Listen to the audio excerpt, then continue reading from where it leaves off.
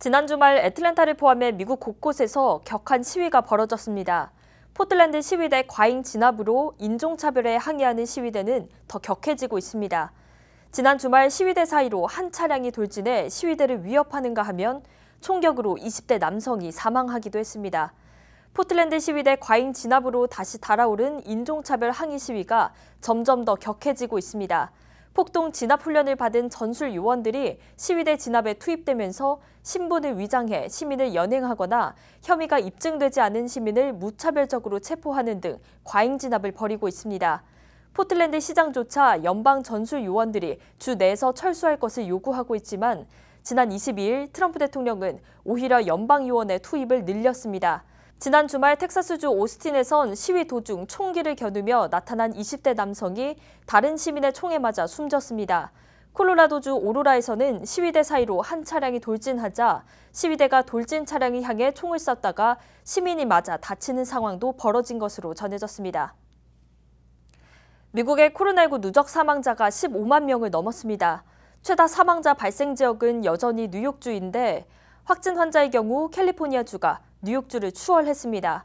코로나19 확산 초기 큰 격차를 보이며 심각한 확산세를 보였던 뉴욕주인데 연일 확진 환자가 급증하고 있는 캘리포니아주가 그 수를 추월한 겁니다.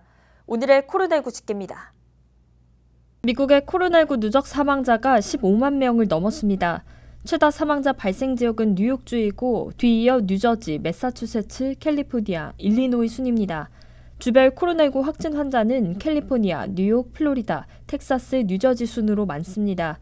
캘리포니아주가 뉴욕주의 누적 확진 환자 수를 추월하면서 최다 확진자 발생 지역이 됐습니다.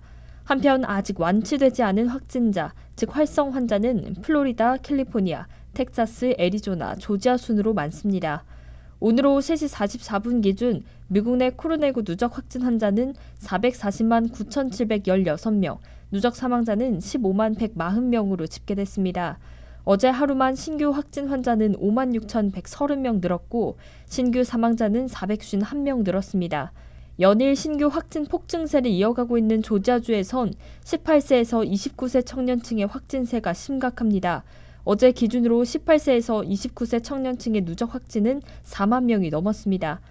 27일 오후 2시 50분 기준 조지아주 내 누적 확진 환자는 17만 843명, 누적 사망자는 3,509명입니다. 조지아주 보건당국에 보고된 주내 신규 확진 환자는 2,890명, 신규 사망자는 11명입니다. 조지아주의 확진 환자 수가 폭증하는 데는 청년층의 코로나19 확진 사례가 폭증하는 것과 연관이 있어 보입니다. 18세에서 29세 연령층의 누적 확진 환자는 41,822명으로 집계됐습니다. 연령별 누적 확진 환자가 가장 많은 구간은 18세에서 29세이며 뒤이어 30대, 40대, 50대, 60대 순으로 확진 환자가 많습니다. 카운티별 집계입니다. 풀턴 카운티의 누적 확진 환자 16,073명, 누적 사망자 371명, 귀넷 카운티 누적 확진 환자 15,534명, 사망자 216명, 디켓 카운티 확진 환자 11,281명, 사망자 207명으로 집계됐습니다. 이상 코로나19 집계였습니다. 가을 학기 개학이 얼마 남지 않은 지금 플로리다주에선 어린이 코로나19 확진 환자의 입원 건수가 급증하고 있습니다. 이런 상황인데도 론 디센티스 플로리다 주지사는 플로리다주의 많은 학부모와 교사들이 아이들이 학교로 돌아가는 것을 보고 싶어 한다고 말했습니다. 플로리다 보건부에 따르면 지난 7월 16일 17세 이하의 확진 환자가 주내 23,170명으로 집계됐지만 7월 24일 31,150명으로 증가했다고 밝혔습니다. 8일 만에 17세 이하 어린이 및 청소년의 신규 확진 건수가 34%나 증가한 겁니다. 신규 확진뿐만 아니라 어린이 입원 환자도 급증하고 있습니다. 7월 16일 246명의 어린이가 코로나19 바이러스로 입원했지만 7월 24일 303명의 어린이가 입원한 것으로 집계됐습니다. 이는 8일 만에 17세 이하 어린이 및 청소년의 입원율이 23% 증가한 수치입니다.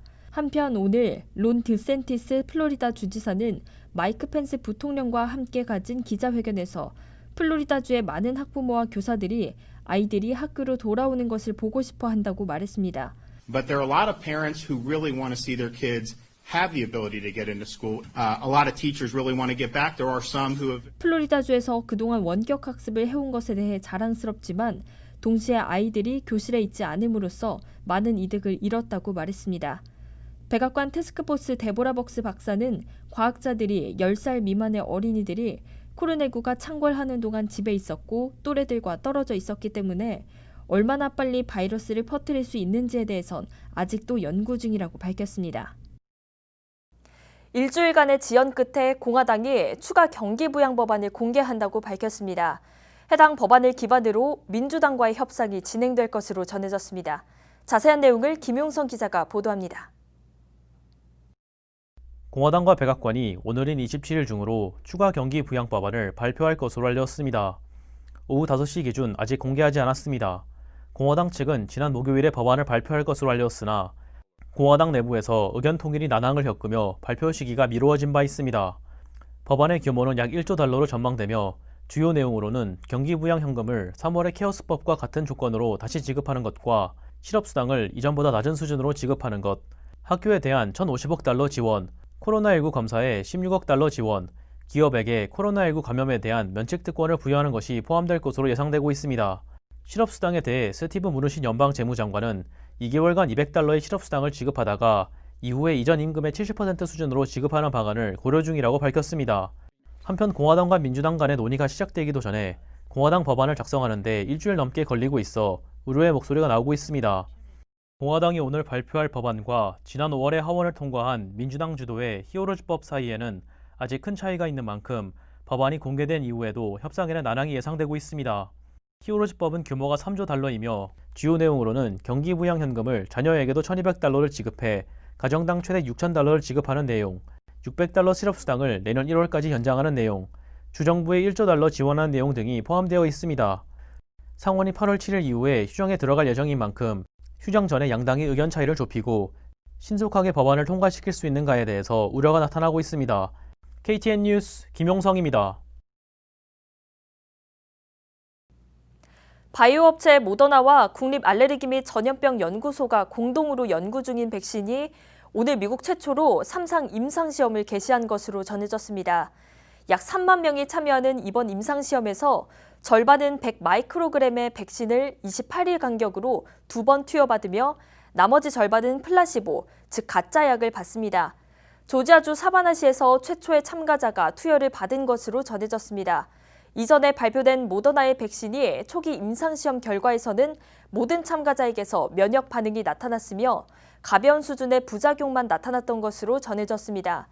트럼프 행정부의 초고속 백신 개발팀은 모더나에게 4억 7천만 달러를 추가로 지원했습니다. 이로써 모더나는 총 9억 5천만 달러의 연방 지원을 받았습니다.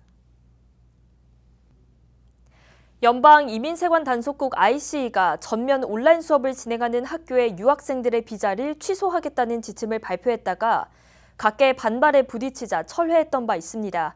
지난 24일 전면 온라인 수업을 진행하는 학교의 신규 입학생들이 미국에 입국할 수 없다는 새로운 지침을 발표해 논란이 일었습니다. 김용성 기자가 보도합니다. 지난 24일 연방이민세관단속국 ICE는 전면 온라인 수업을 진행하는 학교에 새로 입학하는 학생들이 미국에 입국할 수 없다는 신규 지침을 발표했습니다. 새로운 지침에 따르면 올해 3월 9일 이후에 등록을 마친 학생들의 경우에는 학교가 전면 온라인 수업을 진행할 경우 미국에 입국할 수 없는 것입니다. ICE는 이전에 전면 온라인 수업을 진행하는 학교의 모든 유학생들의 비자를 취소할 것이라는 지침을 발표했다가 대학, 주정부, 학생들의 반발에 부딪혀 지침을 철회할 것이라고 밝혔던 바 있습니다. 새로운 지침은 이전 지침에서 모든 유학생들에게 적용되는 내용을 신입 유학생 대상으로 줄이는 등 축소한 것으로 보입니다. 신규 지침에 대해 각계가 반발하고 있습니다. 전미교육협의회 ACE는 이번 지침에 대해 이미 이런 일을 우려해 대비하고 있었지만 여전히 실망스럽다는 입장을 나타냈습니다. 하버드 대학교는 해당 지침을 철회할 것을 요청하고 있지만 개학 이전까지 변화는 없을 것으로 보입니다. 이와 관련해 하버드 대학교 등 전면 온라인 수업을 진행하는 대학교들은 신입 유학생들에게 본국에서 온라인 수강을 하거나 입학을 연기할 수 있는 등의 옵션을 제공하고 있는 것으로 전해졌습니다. 고등교육 크로니클에 따르면 약 12%의 대학교가 전면 온라인 수업을 진행할 예정인 것으로 알렸습니다. 아이스 측이 공개한 질의응답에 따르면 합법적으로 미국에 이미 체류하고 있는 학생의 경우에는 학교가 전면 온라인 수업을 진행하더라도 미국에 계속 체류할 수 있을 것으로 전해졌습니다. KTN 뉴스 김용성입니다. 애틀랜타 범한인 코로나 비상대책위원회가 코로나로 어려움을 겪고 있는 한인들을 돕기 위한 물품 지급 행사를 지난 25일 한인회관에서 드라이브스루로 진행했습니다. 이날 행사에서 지급된 물품은 애틀랜타 총영사관과 재외동포재단 그리고 지상사 협의회로부터 후원받아 마련된 것입니다. 스티봉 기자입니다. 범한인 비대위는 지난 25일 한인회관에서 상품 교환권을 지참한 한인들에게 생필품을 전달했습니다. 이날 전달된 물품은 애틀랜타 총영사관을 통해 재외동포재단으로 받은 성금과 한인 지상사들이 지원한 것으로 마련된 것입니다. 비대위 측은 애틀랜타 한인교역과 목사회 그리고 꽃동네와 전등사 등의 기관에 상품 교환권을 전달하며 어려운 이웃 선정을 위탁한 바 있습니다. 따라서 이날 행사는 이전과는 달리 상품 교환권 소지자들이 방문하여 교환권 수량만큼 물품을 수령해가는 방식으로 진행됐습니다. 주 애틀랜타 총영사관의 김영준 총영사는 이번 행사 취지에 관해 동남부 지역에 확산되는 코로나19 상황에서도 많은 한인 단체들이 봉사활동에 참여하고 있다고 소개했습니다. 이제 비대위 활동뿐만 아니라 동남부의 많은 그런 단체들이 또 이러한 봉사활동들을 하고 있습니다. 그런 면에서는 우리 동포 사회에서의 큰 힘을 그렇게 느끼고 있습니다. 이날 행사에는 베트남 참전 유공자 전우회 회원과 교협, KAC, 주 애틀랜타 총영사관과 한인의 관계자들이 자원봉사자로 참여했습니다. 오늘 이런 날에 저희 참전 용사들이 자원봉사로 한인회와 함께 봉사활동을 한 것에 대해서 가장 기쁘게 생각하고요. 비상대책위원회 김윤철, 이용기, 김영률 공동위원장은 이번 행사를 통해 어려운 동포들이 조금이나마 위로가 되길 바란다고 말하며 자원봉사자들과 단체에 감사의 뜻을 밝혔습니다. KTN 뉴스 스티봉입니다. 애틀랜타 한인회와 시민의 소리 관련 재판이 오늘 열렸습니다. 오늘 재판은 온라인을 통해 진행됐으며 기존의 워런 데이비스 판사 대신 로라 데이트 판사가 주재했습니다. 또한 김의석 전 한인 회장이 증인으로 출석하기도 했습니다. 테이트 판사는 한인회 측의 영어 버전이 3개나 된다며 원고 측과 피고 측의 해석이 상충되는 부분에 대해 언급했습니다. 한편 로라 데이트 판사는 조속한 판결을 위해 양측 변호사들에게 각자의 주장을 서면으로 제출할 것을 명령했습니다. 오늘 준비한 소식은 여기까지입니다. 시청해주신 여러분 고맙습니다.